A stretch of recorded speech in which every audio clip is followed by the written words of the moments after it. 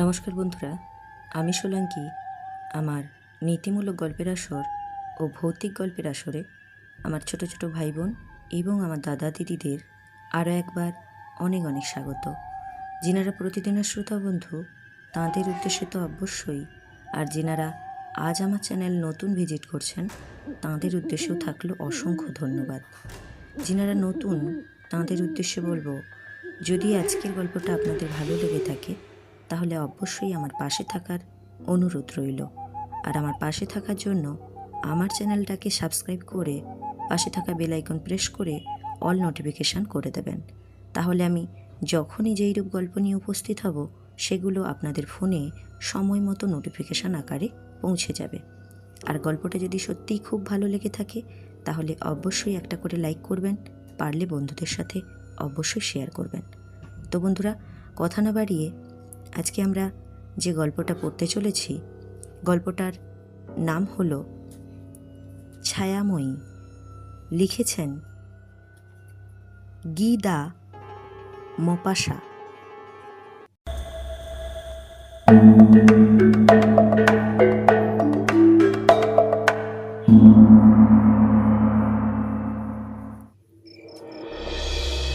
কোনো একটা মামলায় সম্পত্তি পৃথকীকরণের সম্বন্ধে আমরা আলোচনা করছিলাম।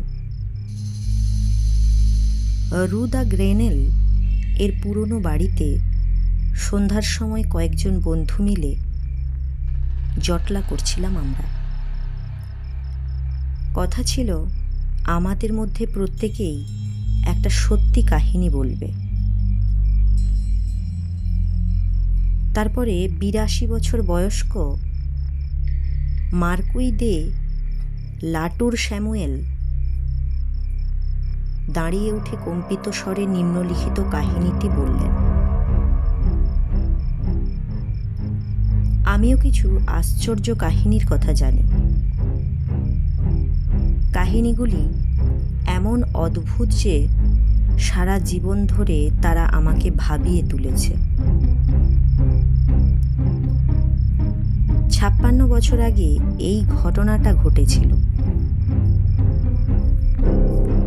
তবু এমন একটা মাসও যায়নি যে মাসে সেই কাহিনী নিয়ে আমি স্বপ্ন দেখিনি।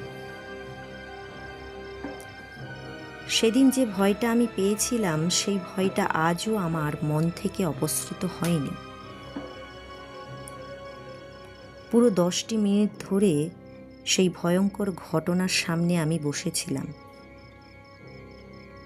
সেই স্মৃতিটা আজও আমার মন থেকে মুছে যায়নি। হঠাৎ কোনো গোলমাল শুনলেই আমার অন্তরাত্মা কেঁপে ওঠে। রাত্রির অন্ধকারে আবছা কিছু দেখলেই ভয়ে সেখান থেকে ছুটে পালিয়ে যাওয়ার জন্য অস্থির হয়ে উঠি। মোট কথা, রাত্রিতে আমি ভয় পাই। ঘটনাটি আমাকে এতই ভয়বিহ্বল আর বিপর্যস্ত করে তুলেছিল যার কোনো কারণ আমি খুঁজে পাইনি বলেই সে কথা কাউকে মুখ ফুটে কিছু বলতে পারি না।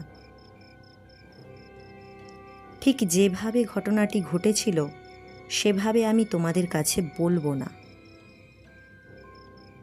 এর কোনো কৈফিয়তও আমি তোমাদের দেব না। সে সময় আমি যদি উন্মাদ হয়ে না যেতাম তাহলে হয়তো ঘটনাটিকে আমি ব্যাখ্যা করতে পারতাম, কিন্তু আমি প্রমাণ করব যে আমি উন্মাদ হইনি। তোমাদের যা ইচ্ছে মনে হয় মনে করতে পারো। ঘটনাটা হচ্ছে এই, ১৮২৭ সাল মাসটা হচ্ছে জুলাই। তখন আমি রাওয়ানে চাকরি করছি। একদিন সমুদ্রের ধারে বেড়াচ্ছিলাম। এমন সময় একটি ভদ্রলোককে দেখতে পেলাম। মনে হলো তাকে আমি চিনি, কিন্তু কবে আর কোথায় যে আমাদের পরিচয় হয়েছিল তা আমি মনে করতে পারলাম না। স্বাভাবিকভাবেই আমি দাঁড়িয়ে গেলাম। তিনিও তা লক্ষ্য করলেন। তারপরে জড়িয়ে ধরলেন আমাকে। ভদ্রলোকটি আমার যৌবনের বন্ধু। তাকে একসময় আমি খুবই ভালোবাসতাম। 5টা বছর তার সঙ্গে আমার দেখা হয়নি। মনে হলো এই কয়েক বছরের মধ্যেই তিনি 50 বছরের বৃদ্ধ হয়ে গিয়েছেন। চুল সাদা, জীর্ণের মতো। তিনি কুঁজো হয়ে হাঁটছিলেন। আমাকে অবাক হয়ে তাকিয়ে থাকতে দেখে তিনি তার জীবনের কাহিনী বললেন। একটি দুর্ভাগ্য তাকে একেবারে ধরাশায়ী করেছে। একটি যুবতীর প্রেমে পড়ে তিনি তাকে বিয়ে করেছিলেন। বছরখানেক উন্মাদের মতো ভালোবেসেছিলেন তাকে। সুখের সাগরে ভেসে দিন কাটিয়েছিলেন। তারপরে হঠাৎ হৃদরোগে যুবতীটি মারা যায়। খুব সম্ভবত প্রেমের ব্যর্থতায় সেই মৃত্যুর জন্য কিছুটা দায়ী ছিল। স্ত্রীর অন্ত্যেষ্টিক্রিয়া শেষ করার পর তিনি বাড়ি থেকে বেরিয়ে আসেন এবং রাওয়েনে তার যে নিজের বাড়ি রয়েছে সেখানে বসবাস করতে থাকেন। সেখানে শোকে মুহ্যমান হয়ে তিনি নিঃসঙ্গ জীবনযাপন করছেন। মাঝে মাঝে শোকের উচ্ছ্বাসটা তার এত বেড়ে ওঠে যে আত্মহত্যার কথা চিন্তা না করে তিনি পারেন না। তিনি বলে গেলেন, তোমার সঙ্গে আবার যখন দেখা হয়ে গেল তখন তুমি একটা কাজ করে দাও। কাজটা খুব জরুরি। তুমি আমার পুরনো বাসায় যাও। সেখানে অর্থাৎ আমাদের শোবার ঘরের ডেস্কে আমার কয়েকটা দরকারি কাগজ পড়ে রয়েছে। সেগুলো তুমি আমায় নিয়ে এসে দাও। জিনিসটাকে গোপন রাখার প্রয়োজন রয়েছে,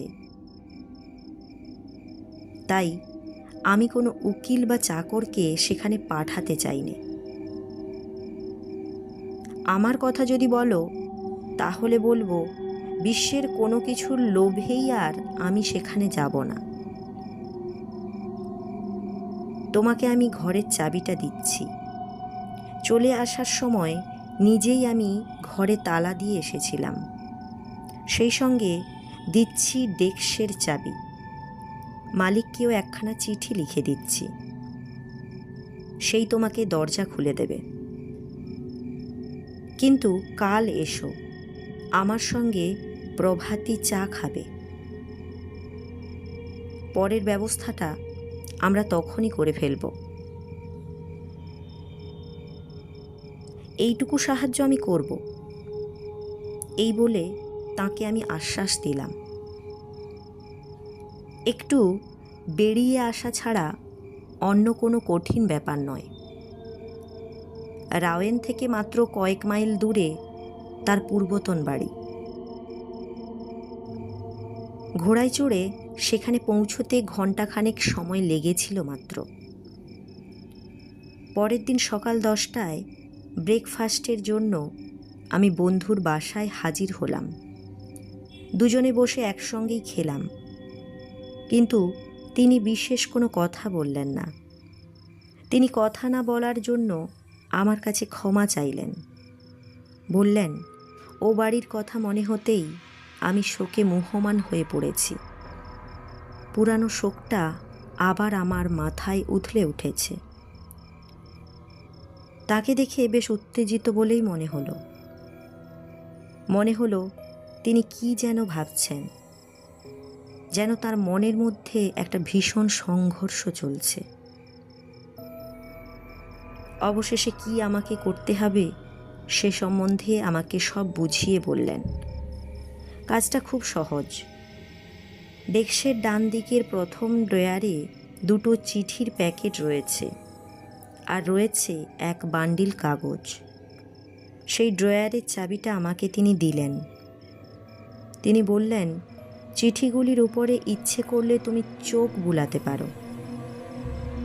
তার কাছ থেকে বিদায় নিয়ে বেলা 1টার সময় আমি কাজে বেরিয়ে গেলাম। আবহাওয়াটি বড় চমৎকার ছিল। ভরত পাখির গান শুনতে শুনতে বুটের ওপরে তলোয়ারের ঝংকার তুলে মাঠের উপর দিয়ে মহা আনন্দে ঘোড়ার পিঠে চড়ে এগোতে লাগলাম। তারপরে আমি বনের মধ্যে ঢুকলাম। ঘোড়াটাকে হাঁটিয়ে নিয়ে গেলাম। তার পল্লী নিবাসে পৌঁছিয়ে মালির জন্য যে চিঠিটা পকেটে ছিল সেটিকে আমি বার করলাম। অবাক হয়ে দেখলাম সেটার মুখ গালা দিয়ে জোড়া।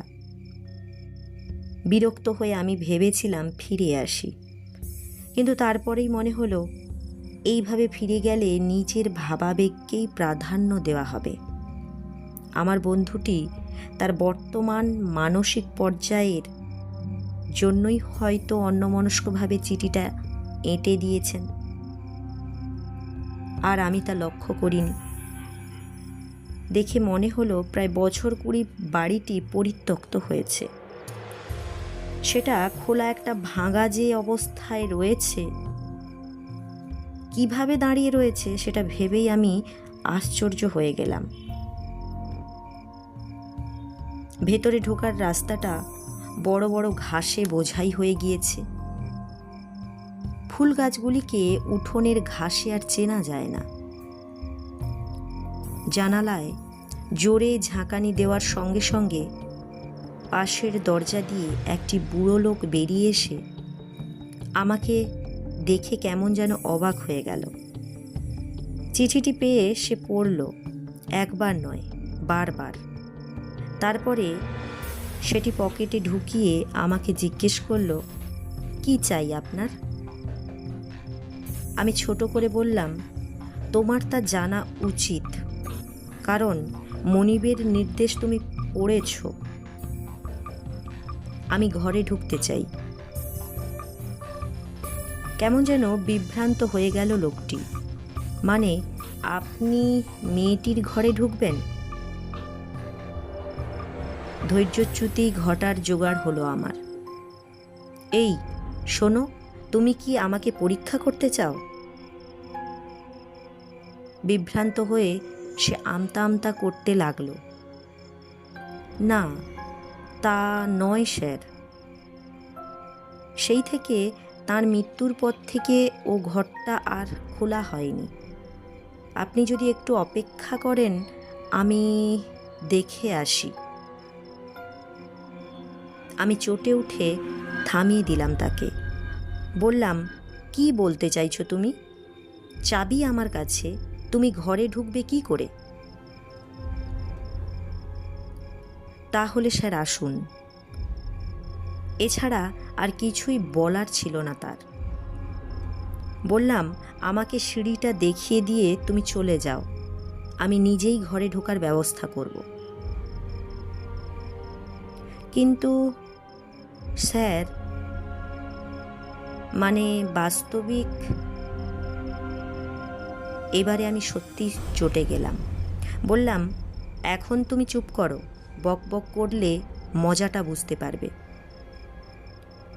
এই বলে তাকে ঠেলে সরিয়ে দিয়ে আমি ঘরের মধ্যে ঢুকে গেলাম।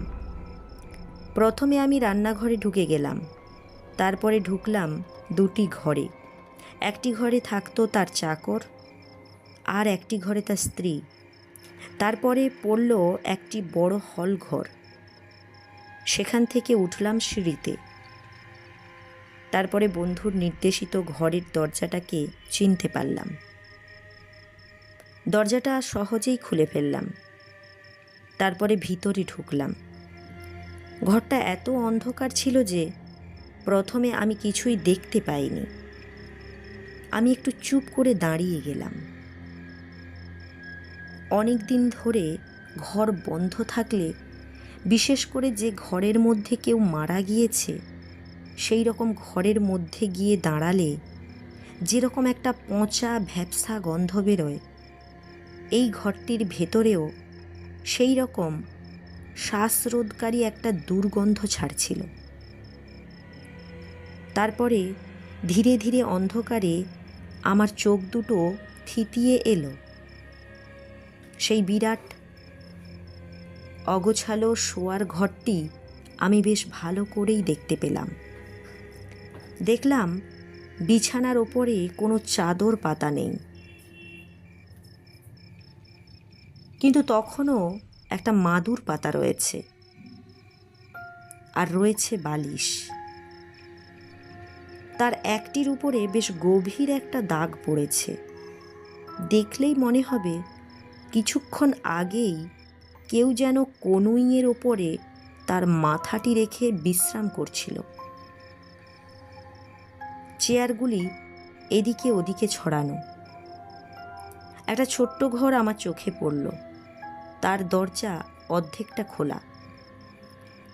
প্রথমেই আমি জানালার ধারে গেলাম আর ঢোকার জন্য পাল্লাগুলো খুলে দিলাম, কিন্তু জানালার খড়খড়িগুলি অনেক দিন বন্ধ থাকার ফলে এমনই শক্ত হয়ে বসেছিল যে সেগুলোকে কিছুতেই আমি নাড়াতে পারলাম না। তরোয়ালের খোঁচা দিয়ে ভাঙার চেষ্টা করলাম, তাতেও কিছু হলো না। তারপরে আমি যখন তিতিবিরক্ত হয়ে উঠলাম এবং সেই আলোতেই মোটামুটি কিছুটা দেখা যাচ্ছিল, এইভাবে খড়খড়ি খোলার চেষ্টার পর পণ্ডশ্রম না করে টেবিলের দিকে এগিয়ে গেলাম।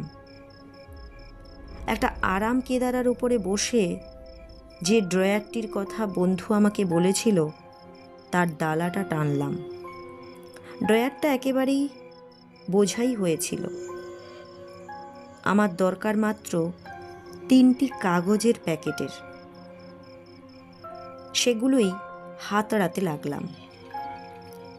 প্যাকেটগুলির উপরে লেখাগুলি পড়ার জন্য আমি যখন চোখ চিরে চিরে দেখছি, হঠাৎ এমন সময় আমার মনে হলো আমার পেছনে একটা যেন খসখস শব্দ হচ্ছে। বাইরের হাওয়ায় ভেতরের কোনো কাগজপত্র পড়েছে, এই ভেবে প্রথমে ব্যাপারটাকে আমি কিছুমাত্র গ্রাহ্যের মধ্যেই আনিনি। কিন্তু 2-1 মিনিটের মধ্যেই আর একটা খসখসানি হলো।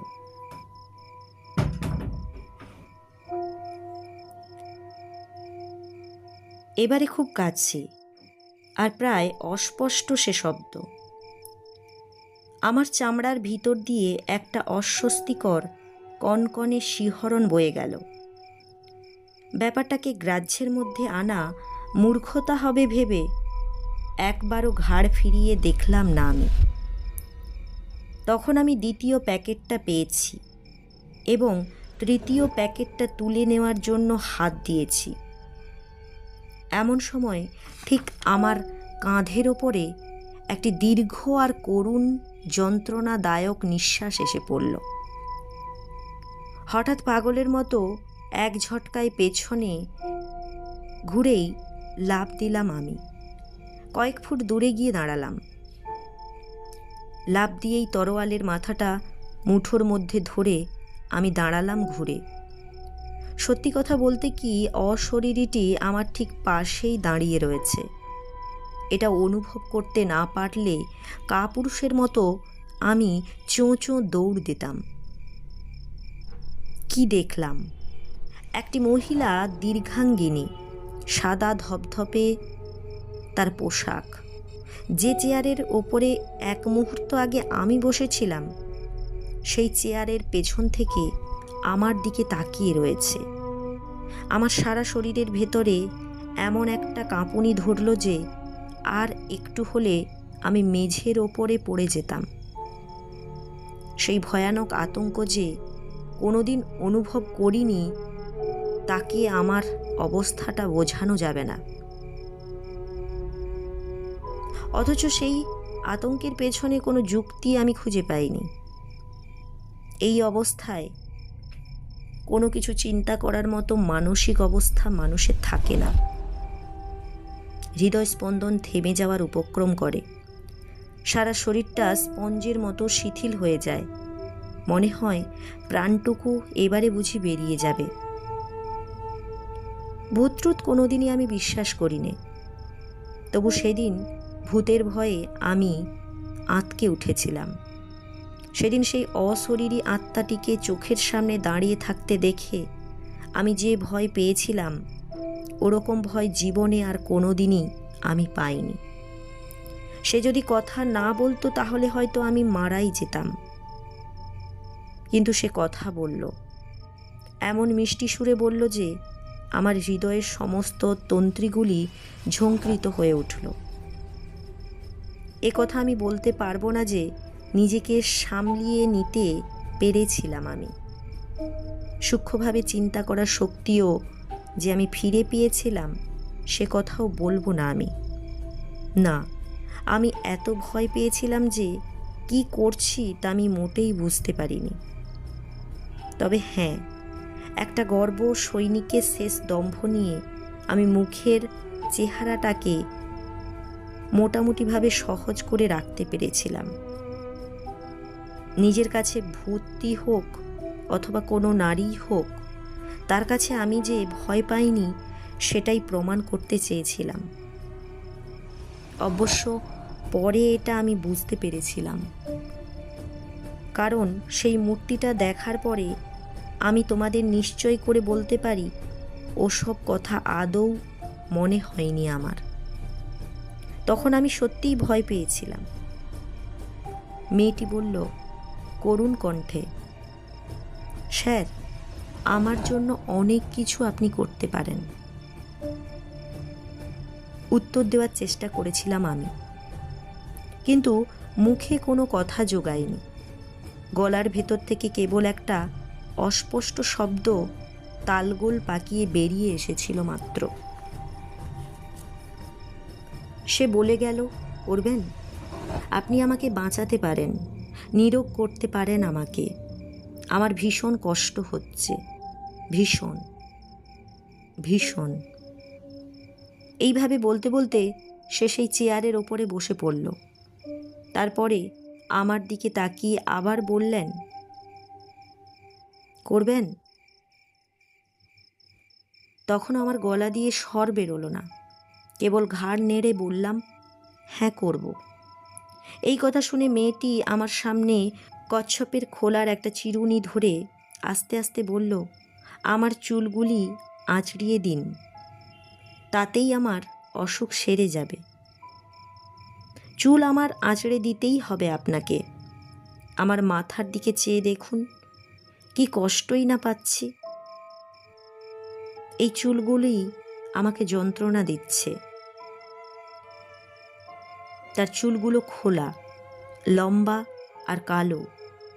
মনে হলো চেয়ারের পেছন দিয়ে ঝুলিয়ে মেঝের উপরে লুটিয়ে পড়েছে। কাঁপতে কাঁপতে সেই চিরুনিটা আমি নিলাম। কেন? আর তার সেই লম্বা কালো চুলগুলি, যেগুলো ছোঁয়ার সঙ্গে সঙ্গে আমার শরীরে একটা ভীষণ ঠান্ডা কনকনে অবসাদ নেমে এলো, তা আমি বলতে পারবো না। সেই অনুভূতিটা আজও আমার আঙুলের ডগায় লেগে রয়েছে। সে কথা মনে হলেই আজও আমি ভয়ে শিউরে উঠি। কেমন করে তার সেই ঠান্ডা চুলগুলিকে সেদিন আমি আঁচড়েছিলাম তা আমি জানি না। সেই চুলগুলি টেনে টেনে আঁচড়ে দিয়েছিলাম আমি, ছাড়িয়ে দিয়েছিলাম জট। একটা দীর্ঘশ্বাস ফেলে সে মাথা নিচু করেছিল। দেখে মনে হচ্ছিল সে বেশ আনন্দ পাচ্ছে। হঠাৎ সে বলে উঠল, ধন্যবাদ। তারপর আমার হাত থেকে চিরুনিটা ছিনিয়ে নিয়ে সে পাশের ঘরে পালিয়ে গেল। আমি আগেই লক্ষ্য করেছিলাম পাশের ঘরের দরজাটা আধ খোলা অবস্থায় ছিল। একা বসে রইলাম আমি। দুঃস্বপ্ন দেখে জেগে উঠলে মানুষের যেভাবে চুপচাপ হয়ে বসে থাকে, কয়েক সেকেন্ড আমিও সেই রকম চুপচাপ, হতভম্বের মতো বসে রইলাম। অবশেষে জ্ঞান ফিরে এলো আমার। জানালার ধারে দৌড়ে গেলাম আমি। জোর করে খড়খড়িগুলো খুলে দিলাম। ঘরের মধ্যে এক ঝলক আলো ঢুকে গেল। সেই দরজার সামনে হাজির হলাম। দেখলাম কপাট তার বন্ধ হয়ে গিয়েছে, তাকে খোলার সাধ্য আমার নেই। তারপরে আকস্মিক একটা আতঙ্কের মতো দৌড়ে পালিয়ে আসার একটা উন্মাদ বাসনা আমার ওপরে ভর করে বসল। যুদ্ধক্ষেত্রে সৈন্যরা জানে এ আতঙ্ক কী জিনিস।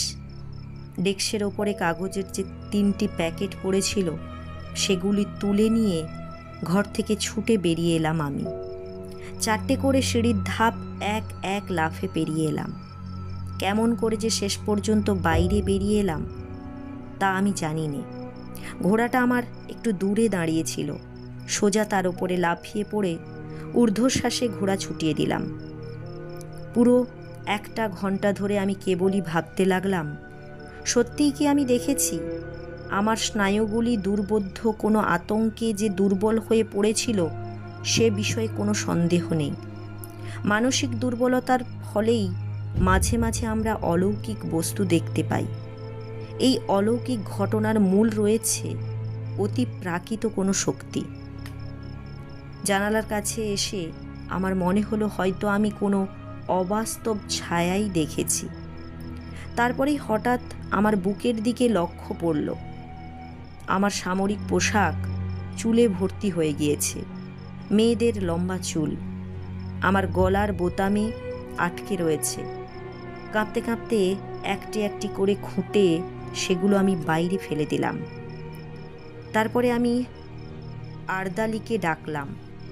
বিগত কয়েকটি ঘন্টায় আমি এতই বিব্রত হয়েছিলাম যে তখনই বন্ধুটির সঙ্গে দেখা করার মানসিক অবস্থা আমার ছিল না।